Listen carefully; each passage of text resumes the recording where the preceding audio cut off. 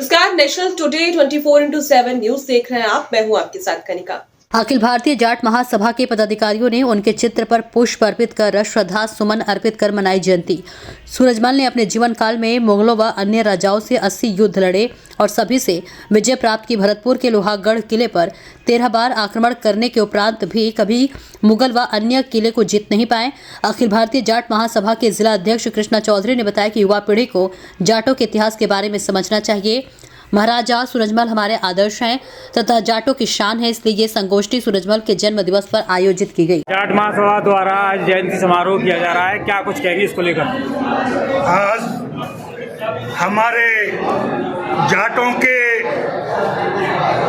Pluto, जिनको जाट समाज में प्लूटो का नाम दिया था, जैसे आसमान में अंतरिक्ष में प्लूटो सितारा सबसे ज़्यादा चमकता है, उसी तरह ये ऐसे शासक हुए कि जिन्होंने 1707 में जन्म लेने के पश्चात इनका जन्म महाराजा जो पदम सिंह जी, जो पृथक शासक थे भरतपुर के, जिन्होंने भरतपुर, धौलपुर, आगरा, दिल्ली, मैनपुरी, फर्रुखाबाद आदि जिलों को मिलाकर के भरतपुर सियासत का जो विस्तार किया था, उन महाराजा सूरजमल की जयंती में आज हम हमारे युवा जिलाध्यक्ष भाई कृष्णाचार्य की अथक मेहनत और प्रयास से यहाँ एकत्रित हुए हैं। तो हम सभी से ये आग्रह करते हैं कि जिस तरह महाराजा पदम सिंह के बेटे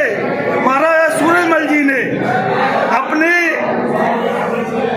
पूरे जीवन काल में 80 युद्ध लड़े और 80 युद्धों में से उन्होंने 80 के 80 युद्ध जीते थे।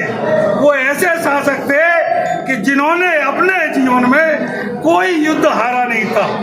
मैं महाराजा सूरजमल के बारे में थोड़ा और विस्तार से बताऊं तो ये सिंसिनवारी, जो सिंसिनवार गोत्र है, उस गोत्र में पैदा हुए थे और इनके बारे में जो सुना जाता है कि इनका 54 किलो का भाला और 104 किलो की तलवार, यानी 2 तलवार जिनका वजन लगभग 208 किलो हो गया, और भाला जिसका वजन 41 किलो, और इनकी जो छाती पर जो आप कहते हैं शील्ड कवच लगाया जाता था, उसका वजन भी लगभग 70 किलो था। तो ऐसे महाराजा योद्धा के लिए हम जितना एकत्रित हों, उनके आदर्शों पर, उनके विचारों पर चले, ये हमारी उनके लिए सच्ची श्रद्धांजलि होगी। ये कहें कि उनकी जयंती मनाने के लिए हम एकत्रित हुए हैं, लेकिन हमें उनके बताए रास्तों पर, आदर्शों पर चलना होगा। हमें अपनी समाज में व्याप्त कुरीतियों को दूर करना होगा। जो व्यसन है, उन व्यसनों को दूर करने के लिए सबको प्रयास करना होगा।